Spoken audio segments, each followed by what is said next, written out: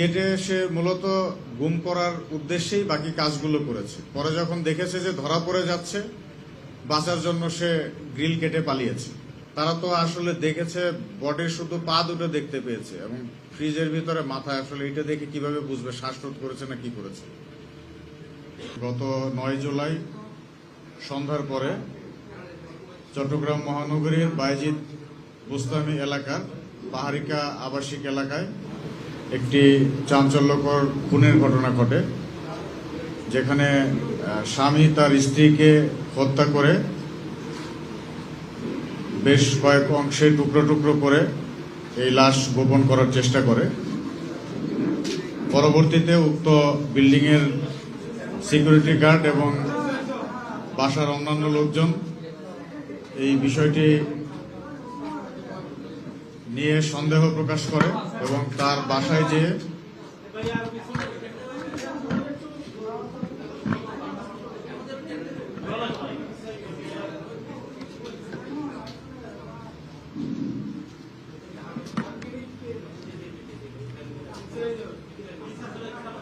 পরবর্তীতে ওই বিল্ডিং এর অন্যান্য লোকজন এবং সিকিউরিটি গার্ড তার বাসায় গমন করে এবং বাসায় গমন করে যখন দরজায় কলিং বেল দেয়, কলিং বেল দেওয়ার পরে প্রায় 30 মিনিট পরে সে দরজা খুলে। অন্যান্যদের যখন সন্দেহ হয় বিষয়টি নিয়ে, তারা জোরপূর্বক বাসার ভিতরে প্রবেশ করে এবং বাসার বিভিন্ন অংশে রক্তের দাগ দেখতে পায়।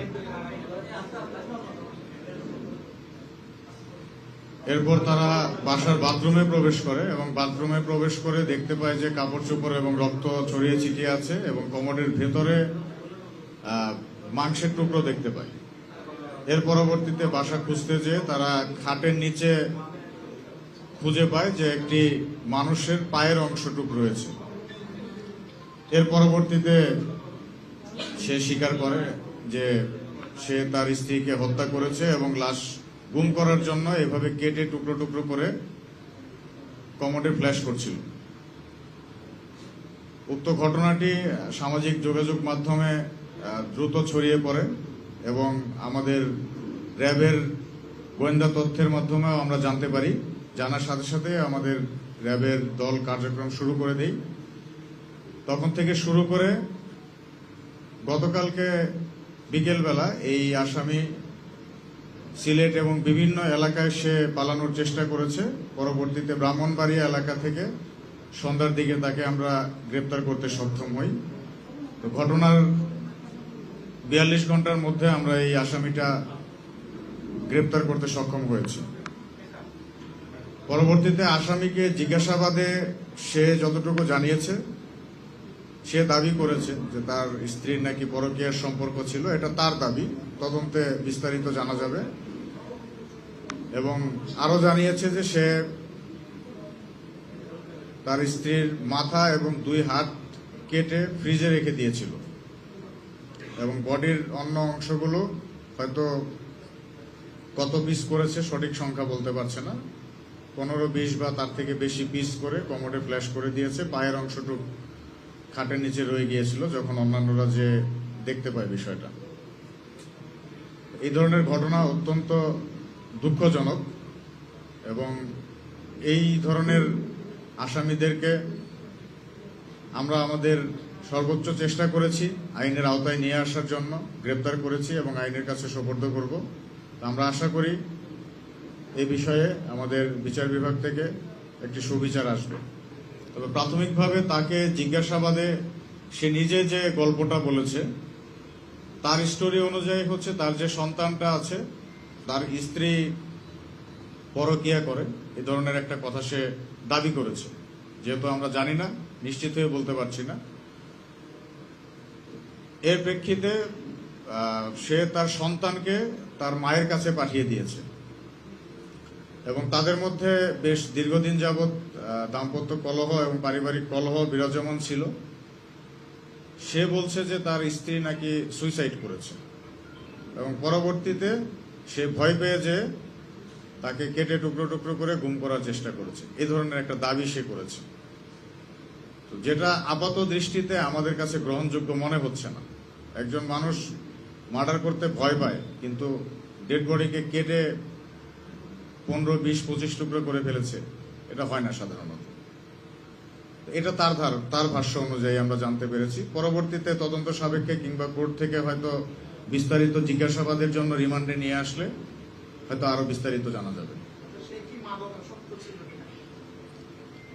মাদক আসক্তি আমরা আসলে পাইনি।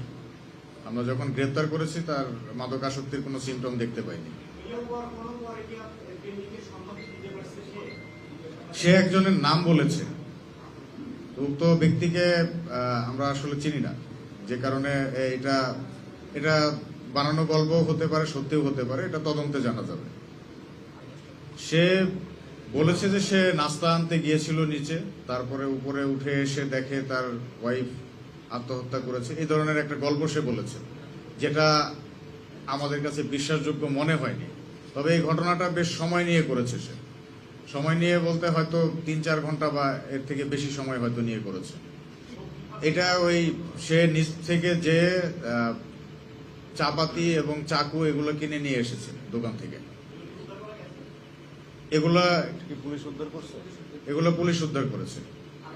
এটা আসলে ফ্ল্যাট বাসার ভেতরে, তো একটা বাসার ভেতরে কি হয়, বাইরে থেকে আসলে এত শব্দ হয়তো শোনা যায়নি, কিন্তু আমরা ধন্যবাদ জানাবো সিকিউরিটি গার্ডকে এবং সেই বাসার যে মালিক এবং অন্যান্য লোকজন আছেন, যারা যে তাদের সন্দেহের ভিত্তিতে বাসা চেক করে এই জিনিসটি বের করতে পেরেছেন। মূলত ক্রেডিটটা তাদের। তারা যদি এভাবে খুঁজে বের করতে না পারতো তাহলে হয়তো এই কেসটা আরো ডিফিকাল্ট হয়ে যেত। তার ব্যাকগ্রাউন্ড, সে বিদেশে প্রবাসী হিসেবে কাজ করতে গিয়েছিল, সেখান থেকে ভিসা জটিলতা এবং অন্যান্য সমস্যার কারণে আবার দেশে ফেরত চলে এসেছে। আর কেটে সে মূলত গুম করার উদ্দেশ্যেই বাকি কাজগুলো করেছে। পরে যখন দেখেছে যে ধরা পড়ে যাচ্ছে, বাঁচার জন্য সে গ্রিল কেটে পালিয়েছে। তো এই ধরনের কাজ যখন একজন মানুষ করে, সে তখন একটা মানসিকভাবে ম্যানিয়াক পর্যায়ে থাকে। ওই সময় মানুষ অনেক কিছুই করে থাকে, যেটা আসলে পূর্ব পরিকল্পিত বলাটা হয়তো ঠিক হবে না। সে হয়তো পরিস্থিতি, ওই সময় তার মাথায় ওটা কাজ করেছে, সে ওটা করেছে। আর বিস্তারিত বিষয়গুলো আসলে জিজ্ঞাসাবাদে বা পুলিশ থেকে রিমান্ডে নিয়ে এসে হয়তো জানতে পারবে। এখন যতটুকু বললাম তার গল্পটা, সে নিজে যেটা বলেছে সেটা। এখন এই দাবিটা সে করেছে যে সুইসাইড করেছে, এটা সে বলছে।